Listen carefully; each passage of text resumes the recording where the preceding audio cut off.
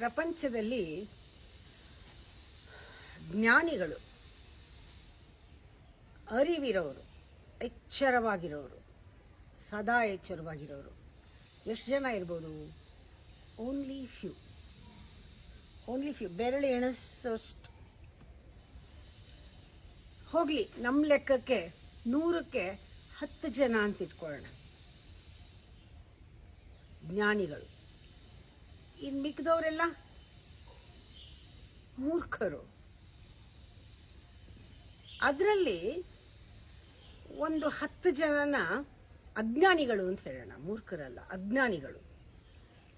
ಮೂರ್ಖರು ಅಂತ ಯಾಕೆ ಹೇಳ್ತಾ ಇದ್ದೀನಿ ಅಂದರೆ, ಮಾಯೆನಲ್ಲಿ ಯಾರು ಮುಳುಗೋಗಿರ್ತಾರೋ, ಯಾವಾಗಲೂ ಕಾನ್ಫ್ಲಿಕ್ಟಲ್ಲಿ ಇರ್ತಾರೋ, ಯಾವಾಗಲೂ ಒಂದು ಸೂಪರ್ಫಿಷಿಯಲ್ ಲೈಫ್ ಲೀಡ್ ಮಾಡ್ತಾರೋ, ಯಾರು ಬಹಳ ಹೊರಮುಖವಾಗಿರ್ತಾರೋ, ಗ್ರಾಸ್ ಆಗಿರ್ತಾರೋ, ಮಾಯೆನಲ್ಲಿರ್ತಾರೋ, ಎಲ್ಲ ಮಿಸ್ಇಂಟರ್ಪ್ರಿಟ್ ಮಾಡುವಂತಹ, ಇಲ್ಲದೆ ಇರೋದು ನೋಡೋದು, ಇಲ್ಲದೆ ಇರೋದು ಯೋಚನೆ ಮಾಡೋದು, ಇಲ್ಲದೆ ಇರೋದು ಇದೆ ಅಂತ ಅಸ್ಯೂಮ್ ಮಾಡ್ಕೊಳ್ಳೋದು, ಬಿಲೀವ್ ಮಾಡೋದು, ಇವರೆಲ್ಲರೂ ಮೂರ್ಖರೇ. ಈ ಥರದವರೇ ಜಾಸ್ತಿ.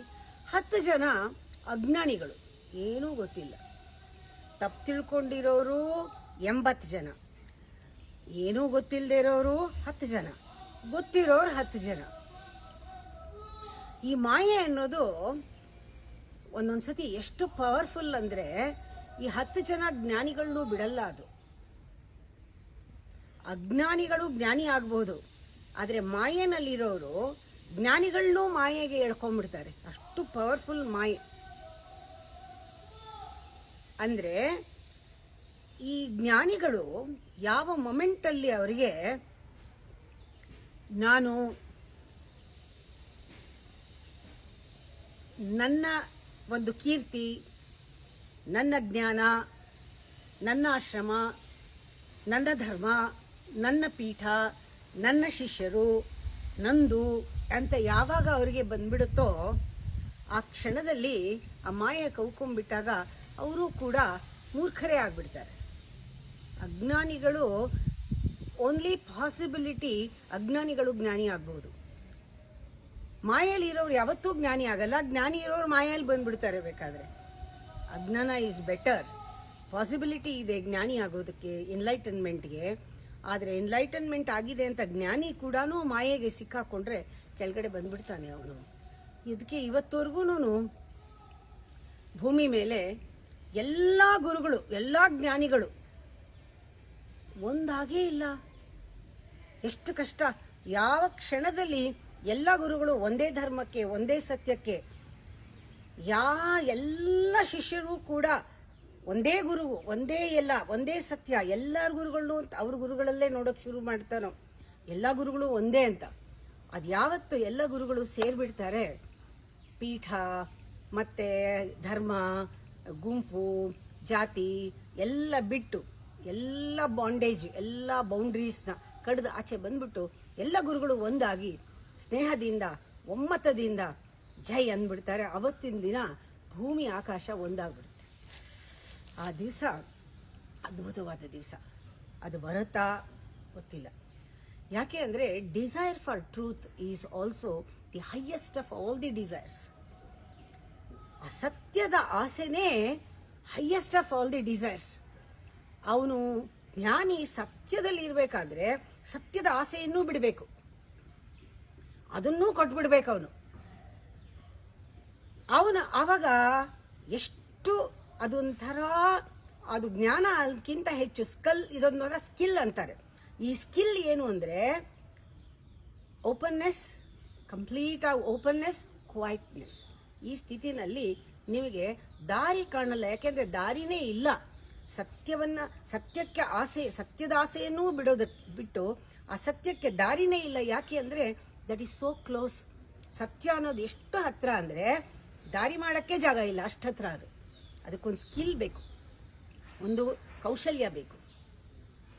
ಅದಕ್ಕೆ ಓಪನ್ ಆಗಿರಬೇಕು, ಆರಾಮಾಗಿರಬೇಕು, ಕ್ವೈಟ್ ಆಗಿರಬೇಕು, ಅದು ಸಿಕ್ಬಿಡುತ್ತೆ.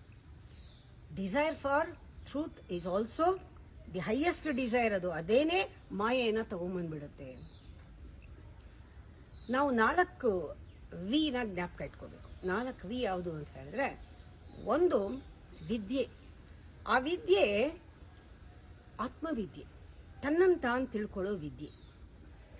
ಅದರಿಂದ ವಿವೇಕ ವಿನಯ ಎರಡೂ ಅದ್ರ ಜೊತೆಗೆ ಇರುತ್ತೆ. ಯಾರಿಗೆ ಆ ವಿದ್ಯೆ ಇದೆ ಅವರು ವಿನಯ ವಿವೇಕದಲ್ಲಿ ಇರ್ತಾರೆ.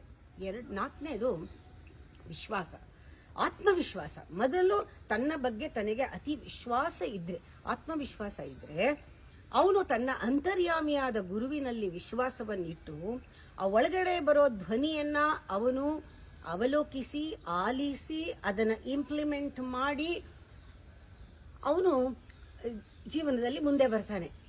ಅವನಿಗೆ ಆ ಗುರು ಅಂದರೆ ಏನು ಅನ್ನೋದು ಅವನಿಗೆ ರೆಸ್ಪೆಕ್ಟ್ ಇರುತ್ತೆ. ಅವನು ತನ್ನಲ್ಲಿ ಅಂತರ್ಯಾಮಿಯಾಗಿ ಇದಕ್ಕೆ ಅವನು ಯಾವುದನ್ನು ರೆಸಿಸ್ಟ್ ಮಾಡೋದಿಲ್ಲ.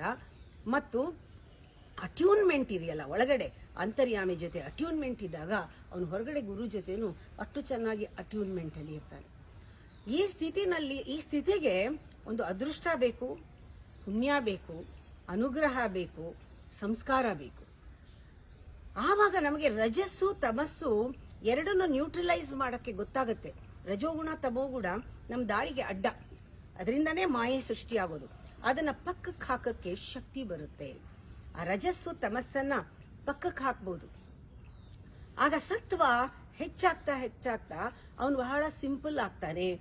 ಜೊತೆಗೆ ಸತ್ವ ಇಲ್ಲದೆ ಇದ್ದಾಗ ಅವನೆಷ್ಟು ಸೆನ್ಸಿಟಿವ್ ಆಗಿರ್ತಾನೆ ಅಂದ್ರೆ ಅವನಿಗೆ ಯಾರ ಕಣ್ಣಲ್ಲಿ ನೋಡಿದ್ರೂ ಅವನಿಗೆ ಬರೀ ಗುರುಗಳನ್ನ ನೋಡೋದ್ರಿಂದ ಅಥವಾ ಜ್ಞಾನಿಗಳನ್ನ ನೋಡೋದ್ರಿಂದ ಅವರ ಟಚ್ಚಿಂದ, ಅವ್ರ ಲುಕ್ಕಿಂದ ಅಥವಾ ಅವ್ರ ಪರಿಸರದಿಂದ ಅವನಿಗೆ ಟ್ರಾನ್ಸ್ಫಾರ್ಮೇಶನ್ ಆಗೋಗುತ್ತೆ. He can attune with such souls. ಅದಕ್ಕೂ ತುಂಬ ಒಂದು ಸಂಸ್ಕಾರ ಬೇಕು.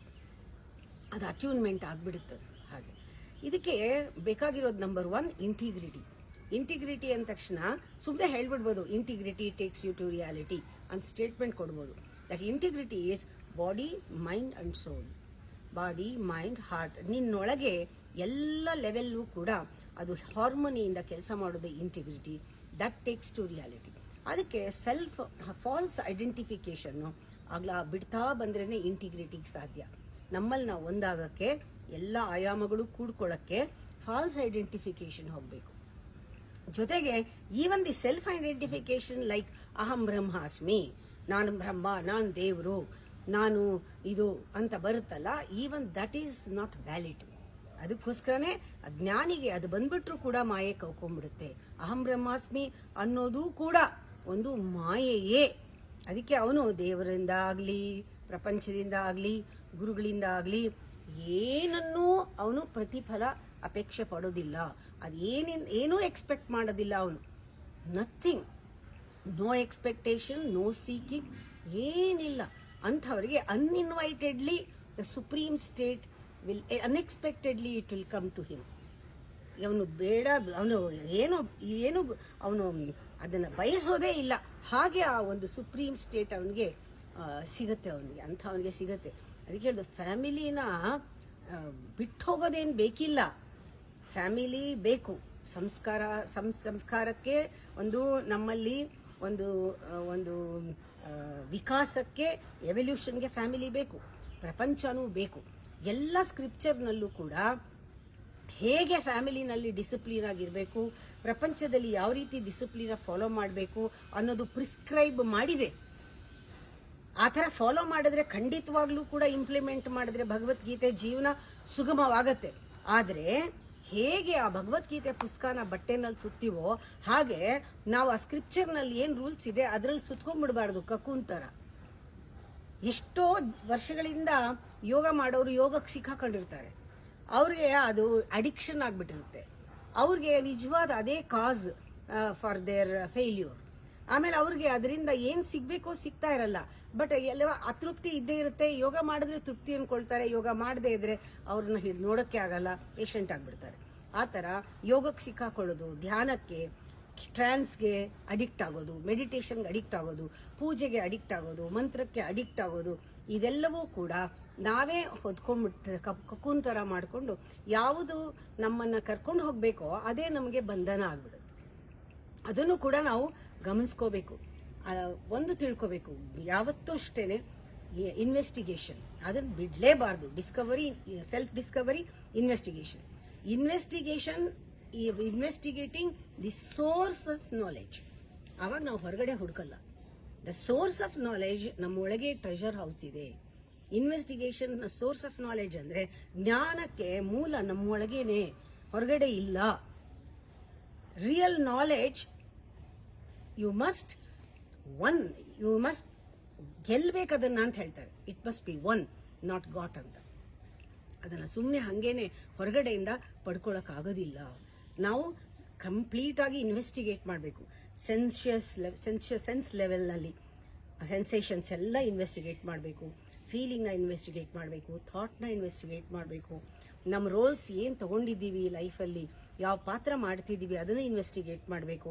ಕಾನ್ಸ್ಟೆಂಟ್ ಇನ್ವೆಸ್ಟಿಗೇಷನ್ ಮಾಡಿದ್ರೆ ಸೋರ್ಸ್ ಆಫ್ ನಾಲೆಡ್ಜು ಒಳಗೆ ಇರೋದ್ರಿಂದ ಆ ವಿವೇಕ ಅನ್ನೋದು, ಆ ಬೆಳಕು ಅನ್ನೋದು ಒಳಗಡೆಯಿಂದ ಬರುತ್ತೆ.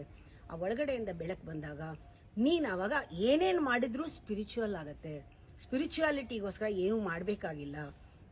ನೀನು ಅವೇರ್ನೆಸ್ ಇದ್ರೆ, ಎಚ್ಚರವಾಗಿದ್ರೆ, ಮಾಯೆ ಬಗ್ಗೆ ಗೊತ್ತಿದ್ರೆ, ಅಜ್ಞಾನದ ಬಗ್ಗೆ ನೀನು ಗೊತ್ತಿದ್ರೆ, ಅಂದರೆ ಅರಿವಿದ್ರೆ ನಿನಗೆ ಅದು ಕಾಪಾಡತ್ತೆ. ನೀನು ಸ್ಪಿರಿಚುವಲ್ ಪರ್ಸನ್ ಯಾವಾಗ ಅಂದರೆ ಯಾವಾಗಲೂ ನೀನು ಎದ್ದಿರ್ತೀಯ, ಎಚ್ಚರವಾಗಿರ್ತೀಯ. ಆವಾಗ ನೀ ಏನಾದರೂ ಪ್ರಪಂಚಕ್ಕೆ ಕೊಡ್ಬೋದು. You can impart knowledge to the world when you are knowledge, when you find the source of knowledge within you, not through the books or library. ನಮ್ಮ ಜೀವನದಲ್ಲಿ ನಾವು ನಮ್ಮನ್ನ ನಾಲೆಡ್ಜ್ ಸೋರ್ಸ್ ನಮ್ಮನ್ನೇ ಮಾಡ್ಕೋಬೇಕು. ಆವಾಗ you can give the gift to existence, and you are the gift to existence.